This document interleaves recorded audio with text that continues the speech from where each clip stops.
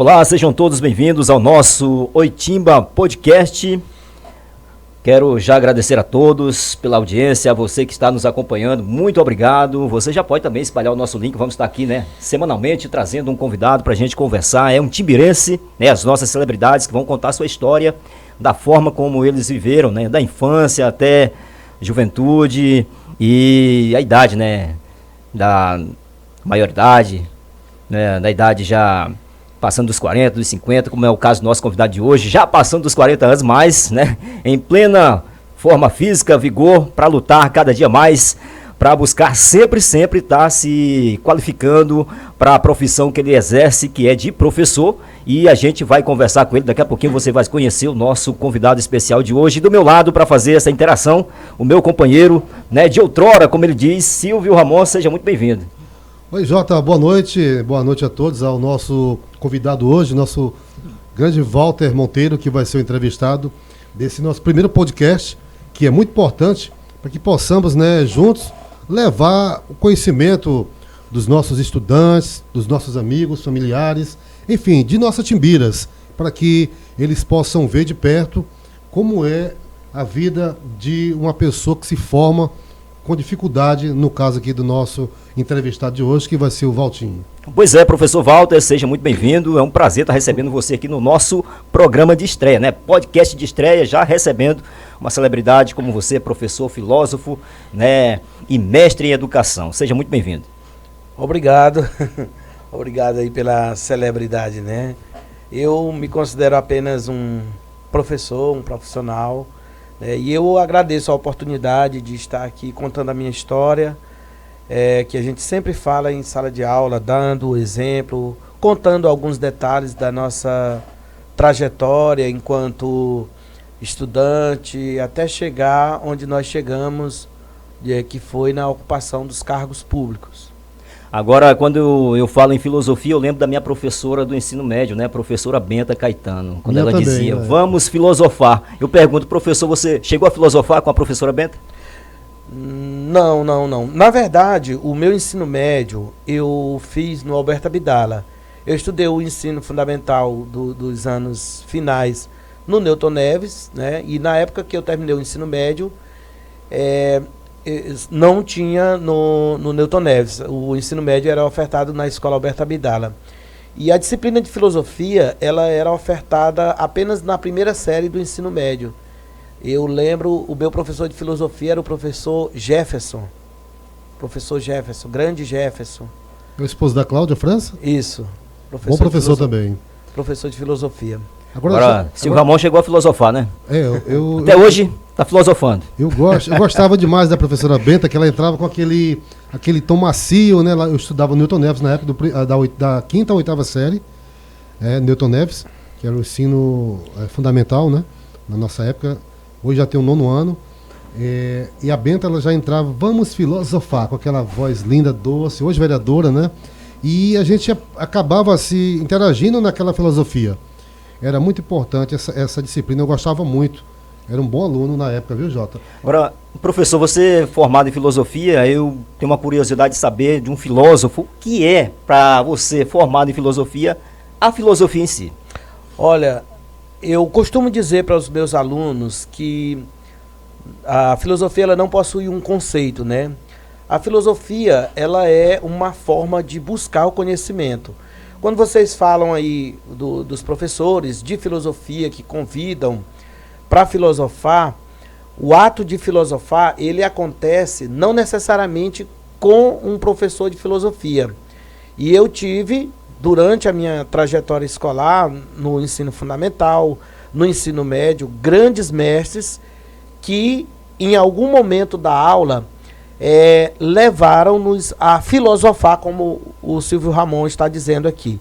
Então, o que é o filosofar? O filosofar, ele começa a partir do questionamento da realidade.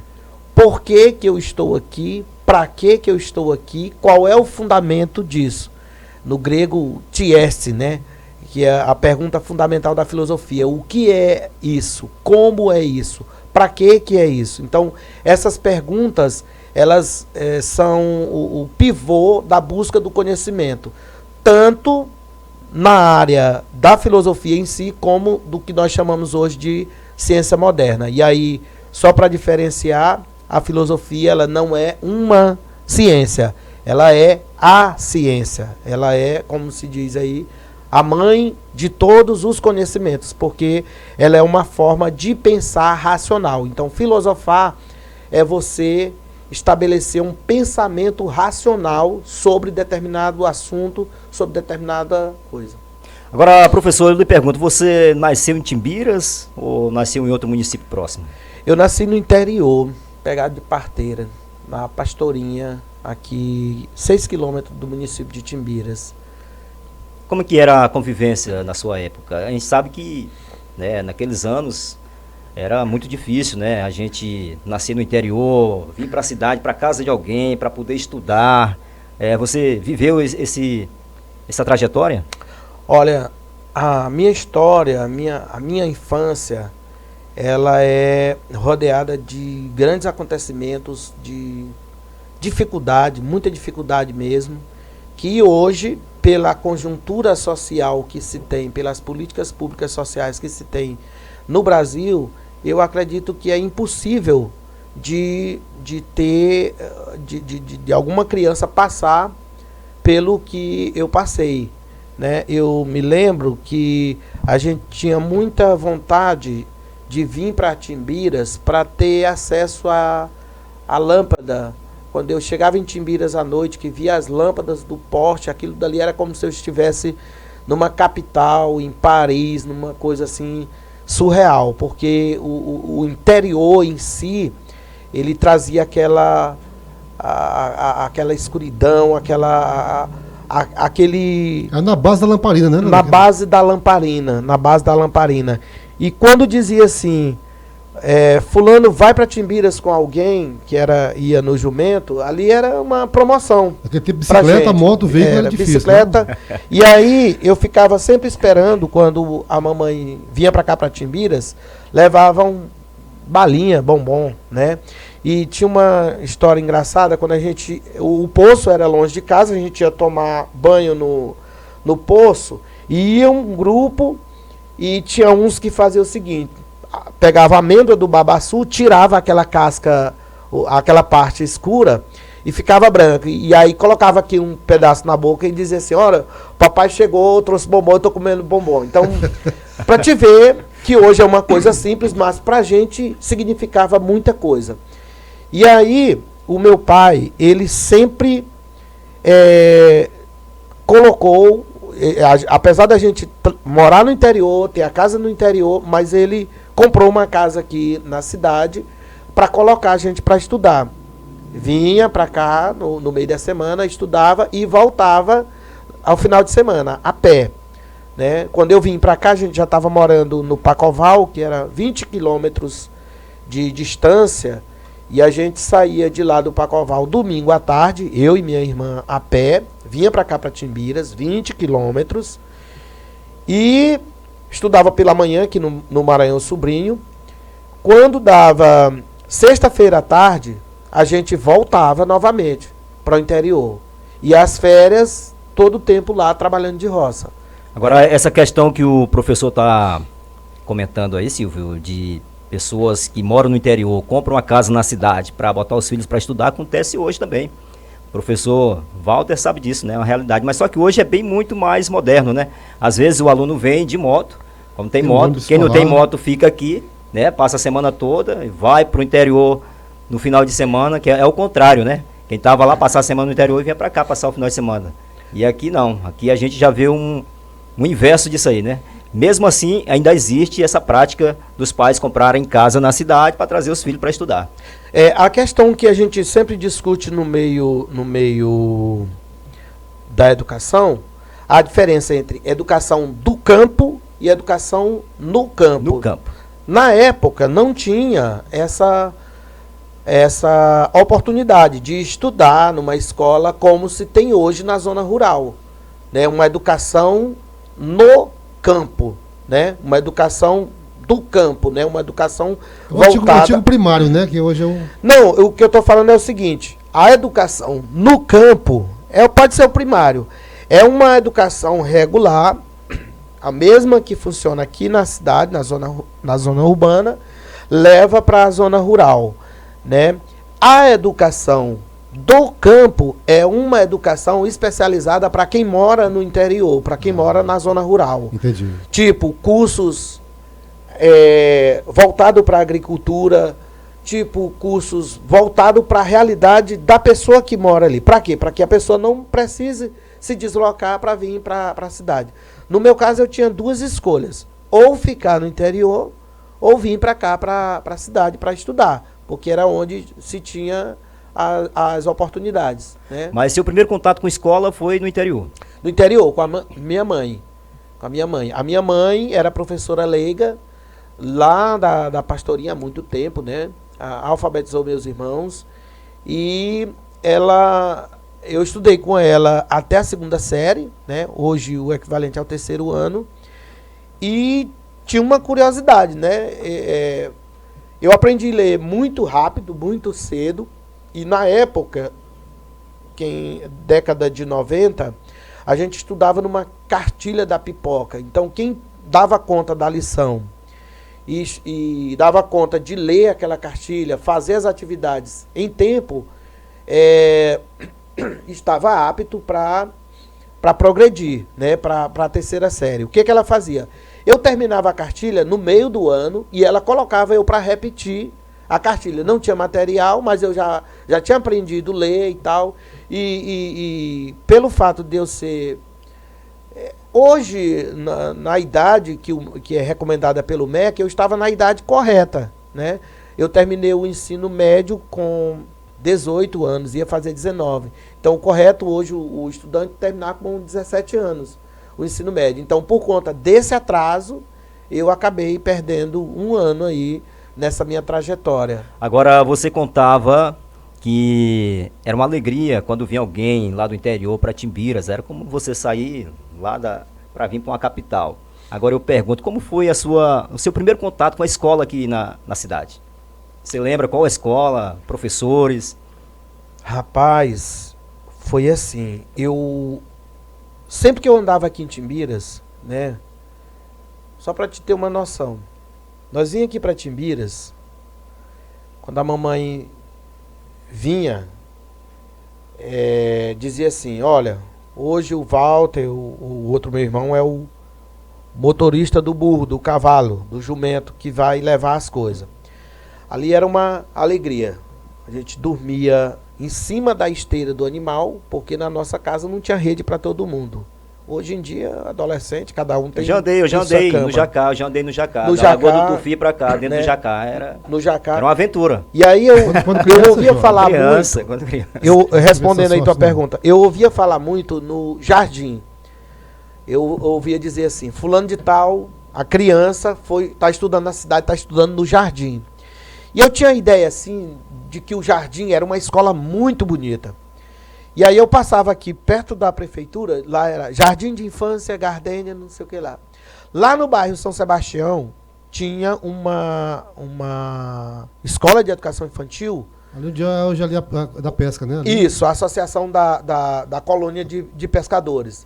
E eu sonhava, né, eu pedia muito para minha mãe, para que ela deixasse eu estudar ali. Porque para mim era uma realização muito grande eu estudar no jardim.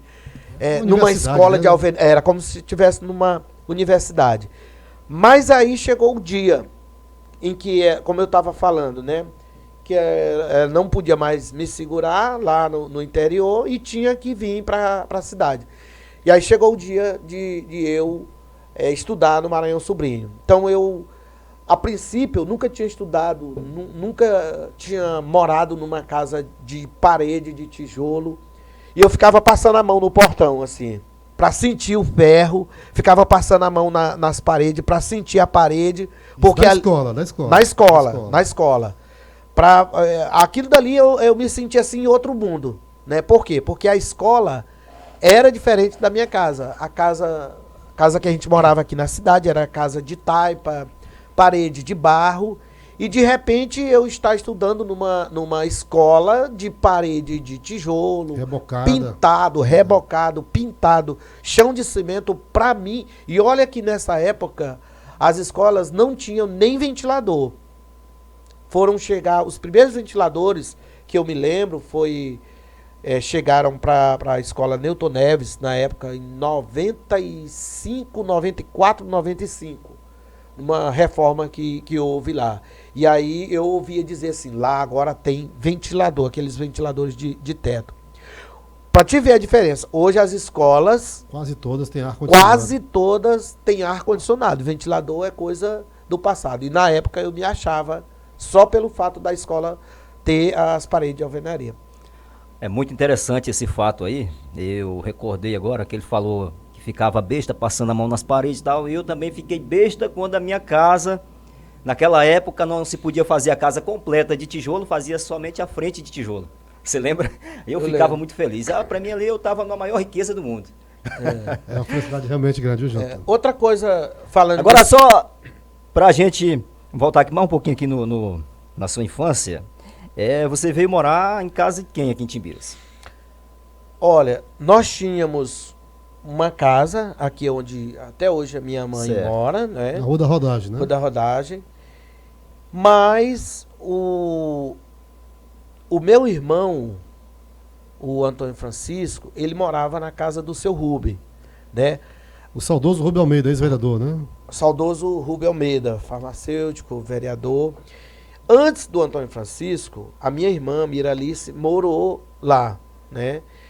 E aí, o Antônio Francisco morou, e aí ele cresceu e tal, aí eu fui substituí-lo lá, né? Para fazer o mandado, o pré-requisito, saber ler, saber andar de bicicleta, para conhecer o preço, a validade dos produtos e fazer mandado. Era um menino de recado, né? Qual eram os mandados nesse tempo que o seu Rubem... Que ele me mandava? Ele tinha uma farmácia, né? Sim, Ele sim. era farmacêutico, né? Olha, mandado simples, né? Mandado simples, ir num comércio, fazer uma compra e dar um recado. Naquele tempo não tinha muito como hoje, WhatsApp. Hoje você se comunica, então essa virtualidade toda não tinha. Isso, né? não tinha, né? Vai levar ali de bicicleta, vai deixar isso aqui. Tá? Era esse tipo de coisa. Né? Você era remunerado, não? Era menino, eu estava lá mesmo morando com eles como se fosse da família, né? da família. Não tinha essa relação de empregado. E Timbiras, viu, Valdir, pegando o gancho aí, Jota, antigamente a gente via muitos dos nossos amigos hoje, da nossa era, dos quarentões, trintões, cinquentões, no caso do Jota, que moraram em casas, né, do seu Cutia, do seu Nenê Moraram Bidala, de favor. aí estudavam ali, ganhavam um prato de comida, aquele negócio todo, uma roupinha, Isso. mas estavam ali no berço, né, naquele tempo era o berço do socialismo aqui em Timbiras, né? Isso. Assim, o seu Rubem, ele era uma pessoa muito influente aqui, né, aqui no município de Timbiras, foi vereador, se não me engano, presidente da Câmara, né? Gente boa, ele era um farmacêutico aqui da cidade que substituía os médicos de plantões, dos clínicos gerais, né? E foi assim um aprendizado muito grande conviver com ele durante esse período, né? Um cara de uma inteligência fora de série, né? Uma pessoa, um visionário, né? Então, para mim foi um aprendizado muito grande estar perto dele nesse período. Agora você tinha um sonho, né, também, que era ver o mar, conhecer São Luís, a capital. A sua primeira formação foi lá em São Luís. Como é que se deu essa viagem para São Luís? Esse processo todo de adaptação, como é que foi? Olha, o São Luís, na época que eu fiz o vestibular, o PSG, eu fui decidir. Hoje os nossos alunos, eles têm orientação de qual carreira seguir. O novo ensino médio já está trazendo isso, né, orientando os alunos em que profissão eles se enquadram para, na hora de fazer o vestibular, ele escolher. No meu caso, eu não tinha essa orientação e só tinha a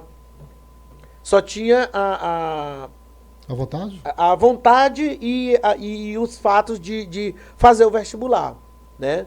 Eu me lembro que na época, na última etapa, o PSG era assim. Você fazia o primeiro ano, fazia a primeira etapa. Fazia o segundo ano, fazia a segunda etapa. Fazia o terceiro ano e fazia a terceira etapa. Se passasse, ia para a prova da redação. E a temida, né? É, a temida, né? Que tinha esse programa de seleção gradual e tinha o vestibular tradicional. Hoje a maioria das universidades adotam a nota do Enem para você ingressar.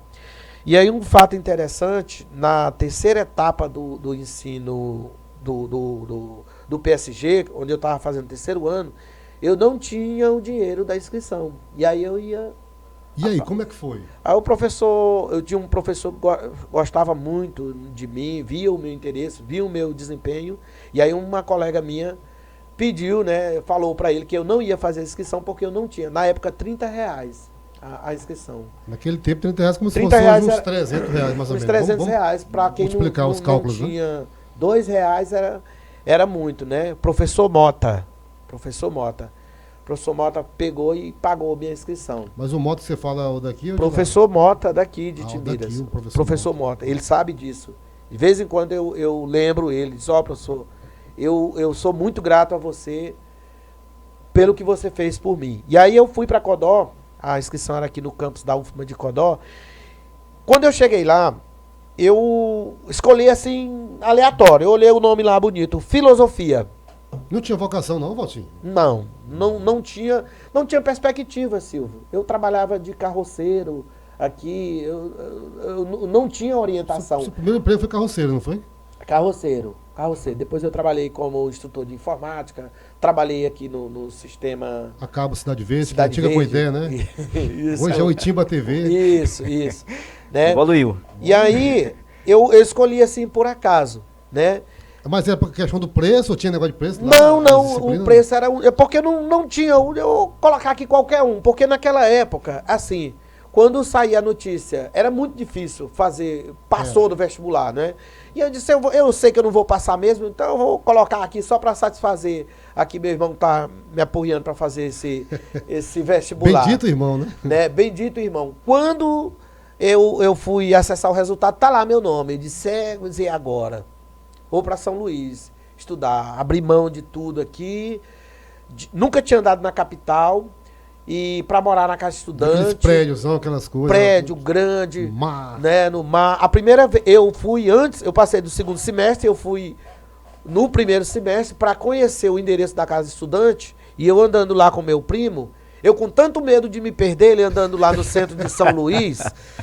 Ele andando aqui, eu triscando na mão dele aqui. Isso. Muita gente aqui. Aí ele, rapaz, me solta, que negócio é esse? Tu quer me solta.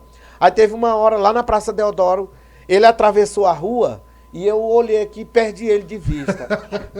Cara, quando eu olhei do outro lado, que eu vi ele se acabando de sorrir de mim, eu apavorado já, ficando amarelo. Porque eu não tinha noção de como voltar para casa, não sabia pegar ônibus para retornar. Então foi um impacto muito grande para mim conhecer São Luís. A primeira casa que a gente foi morar lá na casa estudante era no centro, né? E lá da Rua do Alecrim, do lado ali da Fonte do Ribeirão. E ali, de dia, no centro de São Luís, próximo ali à Praça Deodoro, onde a gente descia, é uma loucura, né? Loucura, você desce ali, é a Rua Grande, a Rua da Paz. Aquele trânsito aqui em Timbiras não tinha, então foi um choque muito grande. A questão do mar, eu fui, né? Conheci, eu já tinha visto, assim, mais ou menos, né? Mas... banhou? Banhei, não achei lá muito... Achou lá essas coisas. Porque quando o cara vai pela primeira vez que entra no mar, a primeira sensação que ele se decepciona é com sal da água na boca. Mesmo que você feche a boca, mas... Pode beber água do Itapecuru, né? Que banhar, jogar água e tal. Isso. Mas, por incrível que pareça, se eu fui umas 8 vezes na praia durante esses 4 anos que eu morei em São Luís, eu fui muito. Era um lugar mais... Mas como é que foi esse seu pânico lá? Seu primo te deixou lá, atravessou a rua. Como é que foi sua primeira semana, seus primeiros meses de aula? Você ia com quem? Não, assim, dessa vez que eu fui com meu primo, eu Eu fui antes de começar as aulas, fui com meu tio. Para se adaptar, para conhecer. Para conhecer onde era a casa, me apresentar para os colegas. A casa do estudante. Casa do estudante. Né? Mas tinha muita peça, não tinha? Rapaz. Peça boa, né? Não. Fala em peça, assim, com todo respeito. Não. Muita gente boa, né? Lá tem muita história, Essa né? Aí, assim, eu fui para conhecer, para saber me adaptar, porque na época eu tinha, assim, a gente fica com aquela... criando coisa, montando uma imagem que não existe. Tava passando na época aquela novela Coração de Estudante e lá mostrava uma república. E coincidiu, né, Valtinho? E aí eu ficava assistindo a novela imaginando como que será uma república, como que é a convivência, né? E eu fui lá, disse, olha, que cada qual faz a sua comida. E aí quando eu voltei, antes de voltar para lá, eu tive que aprender a cozinhar, aprender a fazer arroz, aprender a fritar uma carne, aprender a fazer o macarrão, né? E para poder sobreviver, não é uma comida, não, porque é questão de sobrevivência mesmo. Cada qual faz o seu, né? Tem conversa não, entendeu? Na época tinha até, pegando aqui só um gancho, disse que tinha até... Os baús, né, com chave. Mas não, meu pai, baú... o cadeado, né, a geladeira com cadeado, que eu não sou achado. Não, a geladeira, ela era única da cozinha. Liberal para todos. Era, colocar água, né? Só tinha um lá que comprava carne, levava carne e fatiava e colocava no freezer da geladeira. A questão do baú é porque, assim, cada um tinha o seu baú, né? E casa antiga do centro histórico tinha rato, tinha que fechar no cadeado, né? O baú. E aí, como só era ele que comprava carne para comer carne, os outros era carne de lata, sardinha, ovo quando podia. Valtinho, havia dificuldade dos seus pais mandarem quando vinha para cá levar? Demais. Para comprar lá. Chegou a passar fome, Valtinho? Demais. Foi mesmo? Demais. Eu cheguei uma época, Silvio, que... Chegou a pesar quantos quilos? 57 quilos. Para hoje você tá o quê? Com 70? 78. Mas isso lá em São Luís, você passou fome lá em São Luís. Eu passei fome. Quando eu Pensou em desistir, não? Rapaz, deixa eu te contar uma aqui. Teve uma semana... Tá ficando bom.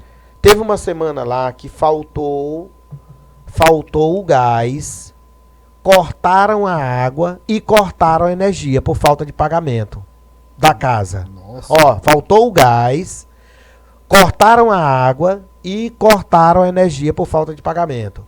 O que eu ia fazer? Qual a mãe que vê o seu filho em São Luís numa situação dessa? Eu, se fosse pai, se fosse o meu filho, ligasse, olha, eu tô aqui numa casa que cortaram, a casa do estudante, que era mantida pela prefeitura, né? Pagava o aluguel, a prefeitura pagava o aluguel, pagava a luz e a água, e tá aqui nessa situação. Eu ia buscar na mesma hora. Eu ia buscar meu filho na mesma hora. Então, eu sabendo que se eu dissesse... Certo. Eu sabendo que se eu dissesse isso pra mamãe, ela ia me buscar, aí eu ia perder a chance de me formar. Então, o que eu tive que fazer? Aguentar o choro. Chorar e aguentar o choro. Tinha um espelho lá que eu olhava o espelho e chorava, e pra me consolar, eu olhava a minha cara chorando no espelho e, pô, isso aqui não dá pra mim, e tinha que aguentar. E aí, como era que a gente fazia? Eles tinham um pessoal lá que fazia gato, né? A Semar, na época da Semar, ligava a energia, os caras iam lá, fazia gato. A Caema cortava a água, os caras lá fazia gato, né? Mas aí teve uma época que não deu mais para fazer gato. Aí nós passamos lá uma semana cozinhando na lenha. Na lenha. A casa tinha algumas camas velha que não utilizavam. Tinha uma parte lá que tinha um monte de tábua de ripa. E aí a gente pegava essas ripas, pegava o jornal e fazia o fogo numa frigideira, numa panela, ficou preta, porque o fogo da lenha ela empreta a panela. Para fazer o café e o arroz, era só isso. E a mistura era carne de lata, né? Carne de lata. Isso no almoço. Na janta, eu jantava um copo de suco com 3 biscoitos. Aí é o motivo da minha magreza. 3 biscoitos e um copo de suco. Desse sucozinho de pacote. Eu te pergunto, né? Aqui, professor, esse pesadelo passou a ser rotineiro muito tempo, demorou, passou logo essa tempestade? Foi fase. Foi né? fase. Ainda bem, né? Foi fase. Depois porque assim, nessa casa lá da Rua do Alecrim, tinha algumas pessoas que eram estudantes, de fato, e tinha outras que não eram estudantes, né? Estavam lá de carona. Mas todos de Timbiras. Todos de Timbiras. Mas essa despesa dessa casa era mantida por quem? Pelos próprios estudantes? Pela prefeitura. O aluguel... Fala em termos de alimentação. Alimentação, cada qual mantinha... Não, falo água, luz, aluguel, essas coisas. Prefeitura. Aí... O gás a gente improvisava.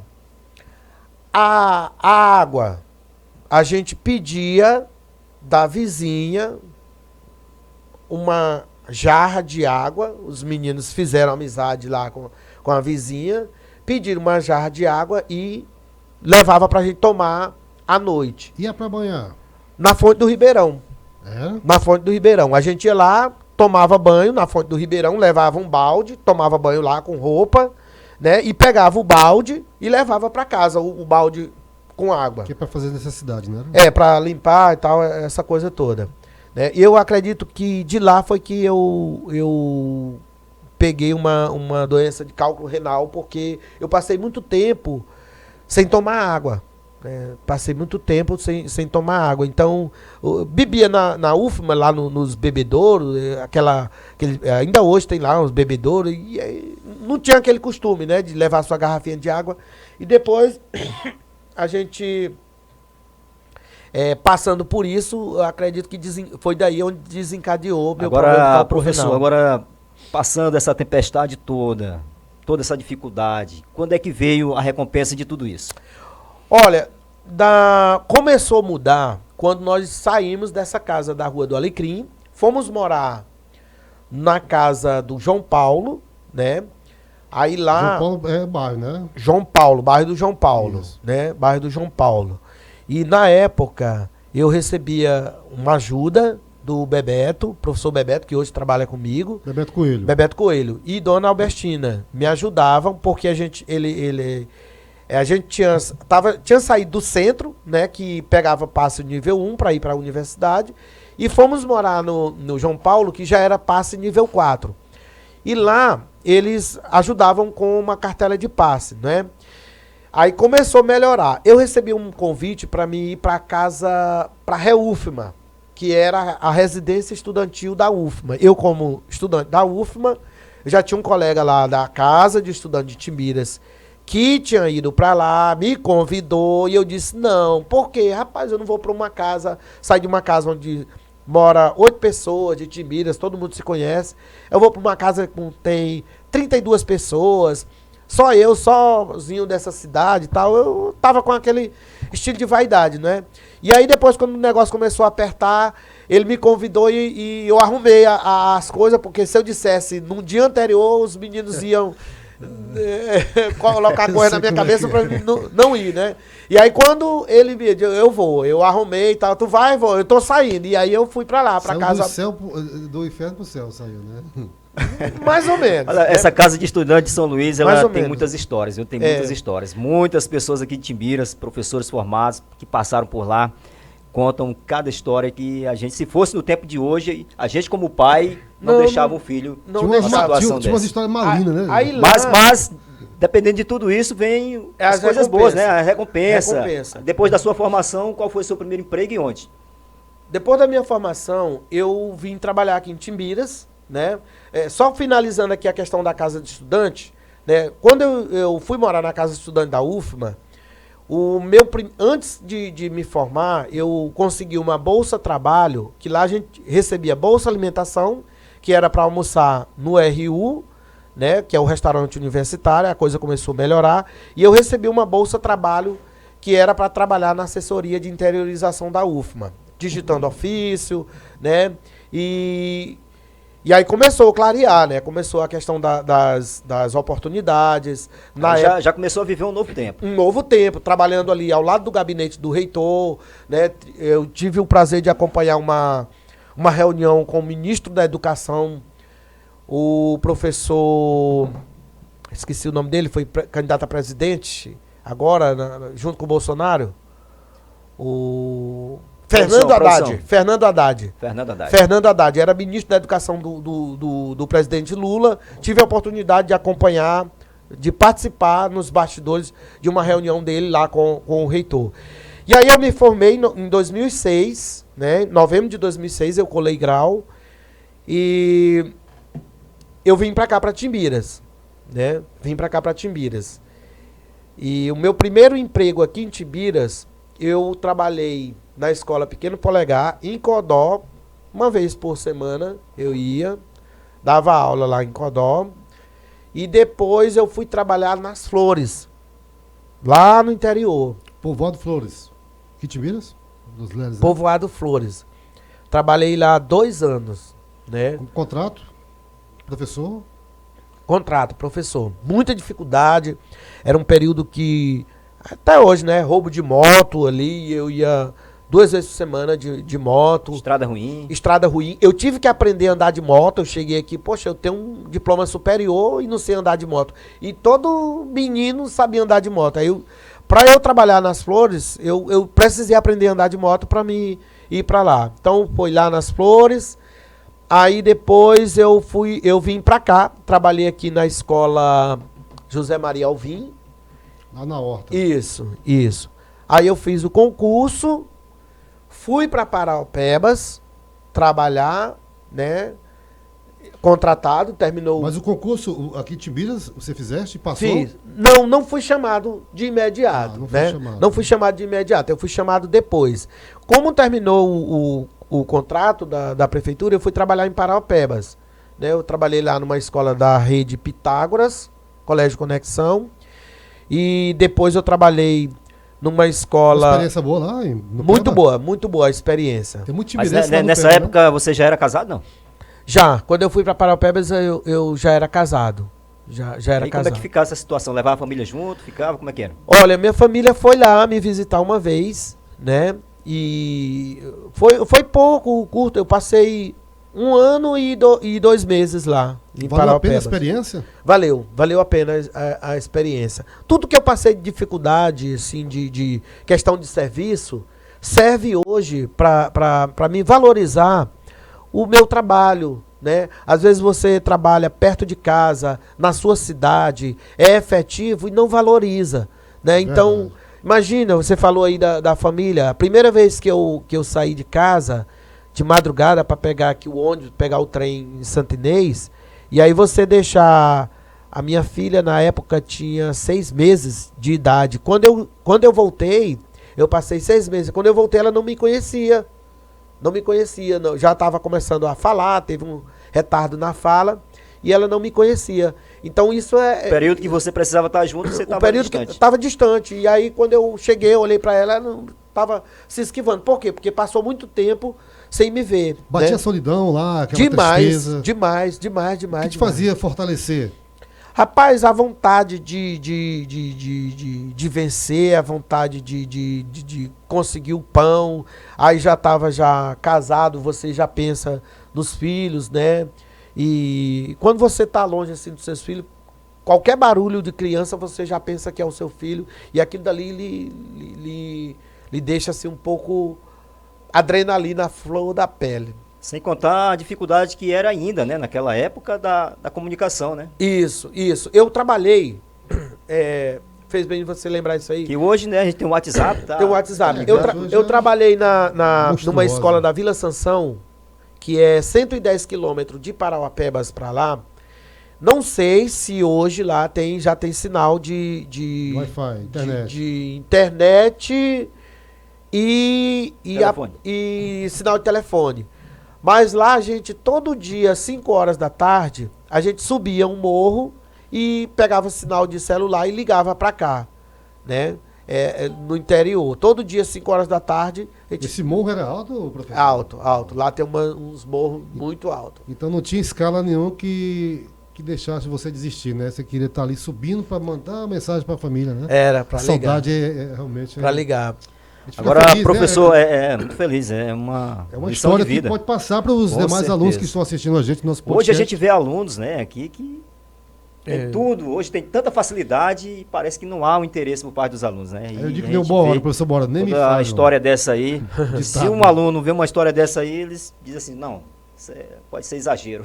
Pois é. Mas é a pura realidade. Pois é. Agora, a sua formação como mestre em educação.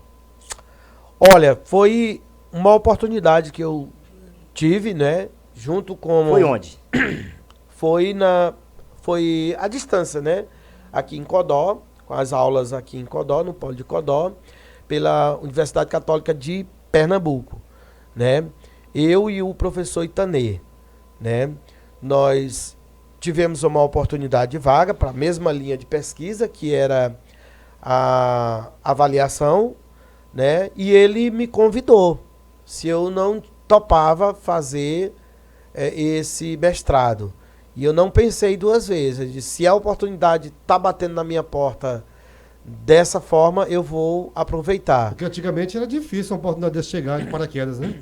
Na verdade, todo mestrado ele é difícil porque ele depende de vaga, depende de orientador e foi assim uma oportunidade de ouro, né? Nós conseguimos fazer aqui a dissertação aqui, a dissertação dele foi em avaliação institucional e a minha foi um estudo de caso, um estudo de campo do Centro de Ensino Lauro Pereira, onde eu na época trabalhava como gestor adjunto. Agora, hoje você é gestor da escola Paulo Freire e Isso. também trabalha com palestras, não é isso? Isso. Como é que está a sua vida hoje? Profissional. Correria, né, vô? Correria, graças a Deus, né? Graças a Deus. Eu estou lá como gestor, né? Estou gestor da escola Paulo Freire, né? E de vez em quando a gente é convidado para ministrar aula nas universidades, faculdades particulares, né? E a gente divide também esse tempo em bancas de monografia, né? Esse ano eu já tive a oportunidade de fazer 2 palestras, né? Uma foi na Conferência Municipal de Educação, convite aqui da assessoria do Dr. Antônio Borba, né? Do qual eu agradeço a oportunidade. E a outra foi semana passada no Clube de Matemática. Eu estive falando lá sobre a escala de proficiência, né? E trazendo uma análise da avaliação da prova do SAEB do Paulo Freire, né? E aí de vez em quando surge a oportunidade, a gente tá levando. Agora o Silvio Ramon tá doido para fazer aquele feedback, né? Aquelas perguntas, né? Uma lembrança, né? Um sonho. Já já a gente vai deixar ele à vontade para esse feedback. Eu queria só encerrar aqui a minha participação rapidinho fazendo uma pergunta. O professor Walter já se influenciou em política? Pretende enfrentar um cargo político, enfim, durante essa sua vida, não? Não. Nunca enfrentou e nem tem vontade? Nunca enfrentei. Vive a política porque a política está envolvida no ser humano no dia a dia. É verdade. A gente está inserido num ambiente político, né? Que é o ambiente social que a gente, como diz Aristóteles, o homem é um animal político, ele nasceu para viver em sociedade, para discutir os problemas, mas em se tratando da política partidária, não. Eu não tenho vocação, já recebi algumas propostas, alguns convites, alguns toques, mas até o momento não. No sangue tem um irmão, né? Que foi, né? O Antônio ele Francisco gosta. Ele foi vereador, né? Foi vereador. Tentou novamente, não deu. Foi. Ele gosta desse... Por que família Condor? Por quê? A gente pode entrar nessa... Família Condor é apelido do meu pai, Apelido, né? Apelido do meu pai. O nome dele é Francisco e aí Condor. Ele Porque era... todos conhecem, Antônio Francisco Condor. Agora eu acredito que seja uma das maiores municípios de Minas. E só de irmão vocês são 17. 17. Em vida são 13. 13, morreram 4. 4. Né? Morreram 4. Aí dos filhos já vem neto, bisneto, Neto, da família Condor. né? bisneto, Bisneto. né? Já da família Condor já tem bisneto já. Uma lembrança, assim, dos teus pais, assim, no momento mais difícil, quando tu falou lá no começo do nosso podcast, em relação à vinda para Timbiras, quando eu vinha no burro, né? O teu pai chegou a um ponto de dizer, menino, larga isso, menino, vem pra cá pra roça que é o negócio. Ou ele chegou a te incentivar, tal, ou tu quiseste mesmo por vocação, por sonho mesmo. Vamos ver essa dificuldade, esse contratempo entre vocês, tu lembra ou não? Rapaz, ele nunca passou pela cabeça dele de mandar a gente desistir. A oportunidade a gente teve muito de desistir. Assim, uma coisa que me marcou muito numa época que a gente passou muita dificuldade, sabe assim, aquela vontade de você comer uma coisa diferente, Rapaz, que aí o pessoal fala. passava com as coxinhas vendendo na rua, aquilo cheirava no nosso nariz, cheirava aquela coxinha, você com vontade de comer, mas não podia, né? Por quê? Porque não tinha recurso, né?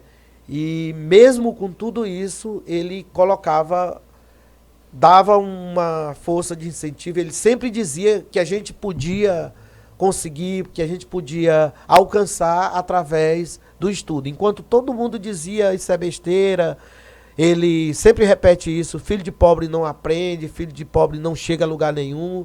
Ele dizia, pode não chegar, mas eu quero que meus filhos se formem. Então hoje, ele já está de idade já, mas antes quando ele parava para conversar, ele usava a gente assim como um troféu, uma conquista assim. Uma gratidão, né? Uma gratidão, assim. Não tem orgulho de... Não tem, né, Jota? Como é que dá o nome? Eu queria falar a palavra aqui. Não tem recompensa melhor do que essa, os pais, né?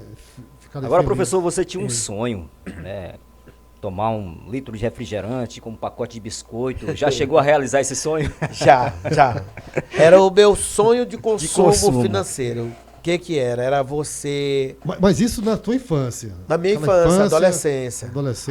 Mas aí chegou o tempo de você, hoje eu vou realizar meu sonho. Hoje eu vou realizar meu sonho. Foi assim. Não passou mal não, né? O meu sonho... Doeu a barriga. O meu sonho era poder tomar uma garrafinha de... refrigerante era naqueles, né? Com um pacote de biscoito recheado.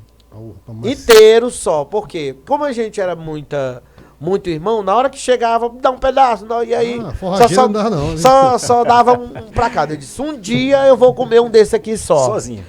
Aí eu comecei a trabalhar de carroça, e aí dos primeiros fretes que eu fiz, recolhi ali o recurso, fui ao comércio, comprei, disse hoje. A velha quitanda, né? A velha quitanda. E aí eu me escondi pra dentro do mato com isso aí. Eu hoje, porque se eu chegasse em casa, ia pedir, e aí eu não ia realizar o sonho. 16 meninos, como é que 16 meninos pedindo. 8 biscoitos. Né? E aí eu fui pro mato lá, e lá eu comi. Lá ficou mesmo, hein, Pronto. Aí quando terminou, eu disse, se eu morrer hoje, eu morro satisfeito. Eu realizei meu sonho de consumo. Por que tinha essa vontade, coloca isso? Porque hoje as pessoas... Assim, qual o teu maior sonho? Viajar, conhecer... Massachusetts, andar de avião, não sei o quê. Não, em termos de sonho financeiro, sonho material, eu me sinto realizado. Porque o maior era esse. Então já eu posso pegar um gancho aqui nesse sonho aqui. A gente tem filho hoje, né? Netos, no caso eu, acho que o Jota não tem neto não, né? Ainda não. E o Valtinho também não. Mas a gente vê as crianças hoje, estão no berço de ouro. O Valtinho, assim, eu não tive essa... Não é azar, não foi assim, eu fui criado praticamente assim, já num nível diferente. Não um negócio de riqueza. Minha mãe, ela morou um tempo com o ex-prefeito de Timbiras, que muitos sabem, né, Zé Maria Vinha, tinha aquela mordomia. Mas aí a gente nunca chegou a passar fome, né? Mas hoje a gente vê os filhos da gente, digo os filhos da gente hoje, que até a gente como pobre ainda que é, a gente vê hoje reclamando, hoje é cozidão, não quero, hoje é frango cozido. Quer dizer, e naquele tempo que a gente, como tu falou bem, o desejo de um refrigerante.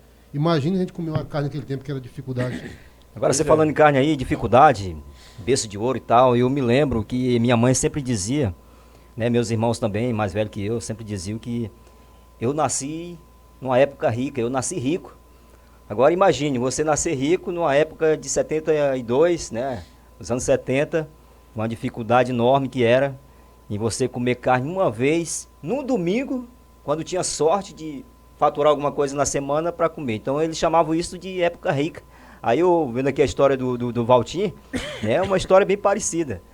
Muita dificuldade, mas conseguiu enfrentar. E eu acredito também que algumas pessoas já disseram para ele que você nasceu num tempo bom, numa época rica, né? Você nasceu num berço de ouro também, né, Valtinho? Verdade. Em comparação com as histórias que a minha mãe conta, né, da infância dela,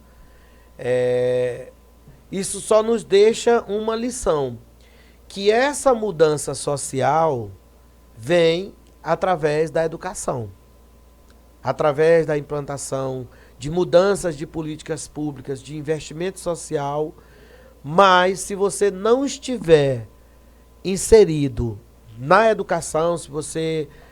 não adianta eu morar na capital, onde tem várias universidades, e eu não estudar, né? Eu vou passar por problema.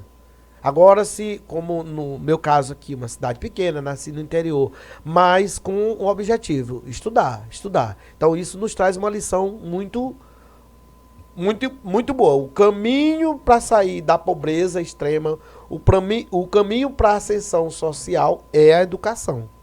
Professor, então, com esse objetivo aqui do nosso podcast hoje, amigos internautas que estão nos acompanhando em todo o Brasil, chimbirense, você pai, você mãe que está acompanhando a gente, é importante o conselho do professor, gestor hoje de uma grande escola que Paulo Freire, a antiga escola Médici, hoje ali você lidar com centenas de alunos de manhã, à tarde e à noite. Professor, Manhã e tarde. Manhã, tarde, à noite não tem, né? Não.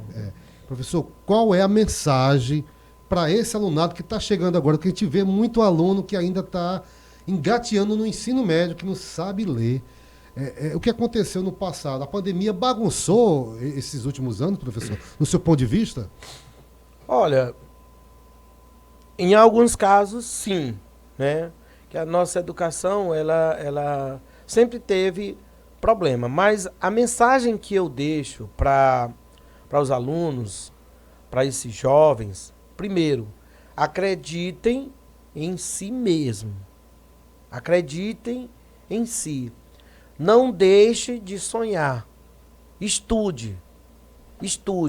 Não perca tempo com besteira. Não perca tempo com coisas fúteis. Não perca tempo com celular, né? Free Fire, né? Esse jogo. Free Fire. Estude.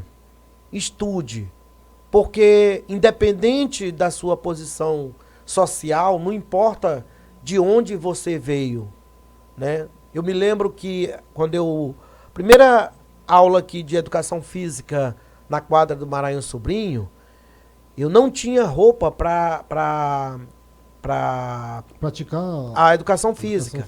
E eu me lembro que a minha irmã tinha uma camisa que era cavada aqui. Eu achava que era a mesma coisa, né? E eu vestia aquela camisa e vim para a educação física. E aí o menino olhou para mim e disse: vem cá, tu é mulher, tu tá vestido uma roupa de mulher. Entendeu? Mas que bullying, né? Pois é. E o que eu quero dizer para esse jovem, não se importe com essas coisas. Siga, levante sua cabeça e estude. Não é fácil.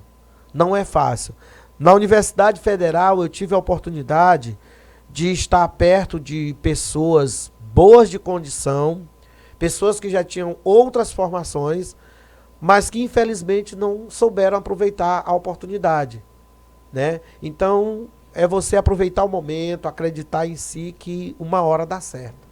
Muito bem, você que está acompanhando o Oitimba Podcast, a gente agradece de todo o coração e convida você para a nossa próxima edição. Agradecer aqui a presença do nosso convidado. de hoje... Olha, viu, Silvio? Quase não saiu, né? Quase não sai. Nosso gente convidado de falou hoje, tanto, né? filósofo e mestre em educação, professor Walter. Muito obrigado. E aí? Primeira mensagem desse nosso encontro. Gostou, não gostou? Como é que é? Seja real, claro e objetivo, como nós fomos na sua entrevista. E só uma pergunta também no gancho, Jota. Você se inspira em algum filósofo hoje? Para você filosofar, ser um filósofo, você... Geralmente a gente se forma em matemática, ciência, nas disciplinas, né? A gente tem uma inspiração de algum desses personagens marcantes. Rapaz, não é que é inspirar. Eu gosto muito de filmes que envolvem planejamento, estratégia, filmes dessa natureza. E se eu fosse te dizer assim, um filósofo que são vários, né? Eu poderia dizer o Maquiavel, que foi o filósofo onde eu fiz a minha monografia da graduação, né? Porque ele falou numa época, para uma época que, na atualidade, mesmo as pessoas que não conhecem a teoria de Maquiavel, fazem, na prática, os conselhos de Maquiavel. Então, eu admiro muito o Maquiavel por isso, né? Tem outros, Kant, Nietzsche, Schopenhauer, filósofos contemporâneos pensadores, né? Mas o que eu teria assim como menção seria o Maquiavel. Então, eu gostaria de agradecer a oportunidade de estar aqui contando a minha história, né? Parte da minha história, né? Que não dá para se falar tudo num momento como esse, numa entrevista como essa. Gostou do podcast, professor? Gostei. Eu tinha visto. Fica à vontade, se tiver mais alguma coisa a falar, para relatar, para que a gente... Né, eu acredito que quando essa juventude, né, conhecer um pouco da história do professor Walter, com certeza ela vai ser inspiradora para que eles possam, né, seguir um caminho, né, o caminho da retidão, como a gente diz, né, e com certeza vai servir muito de lição para essa juventude, principalmente para todos os tibirenses que não conheciam um pouco da história do professor Walter, né? E o nosso objetivo é esse, trazer aqui as pessoas para que elas contem suas histórias, né? Para que sirvam de inspiração para outros que estão nos acompanhando. Então, o Oitimba Podcast agradece a sua presença. Silvio Ramon, muito obrigado e um abraço a todos. E só na conclusão aí do professor Walter, para a gente dar tchau e até a próxima. Pois é, então eu gostaria de agradecer, né? Como eu já disse, deixar essa mensagem para os jovens: estudem, né? Foco total, humildade, pé no chão, não fujam da sua realidade, que uma hora vai dar certo. As coisas vão dar certo. Valeu.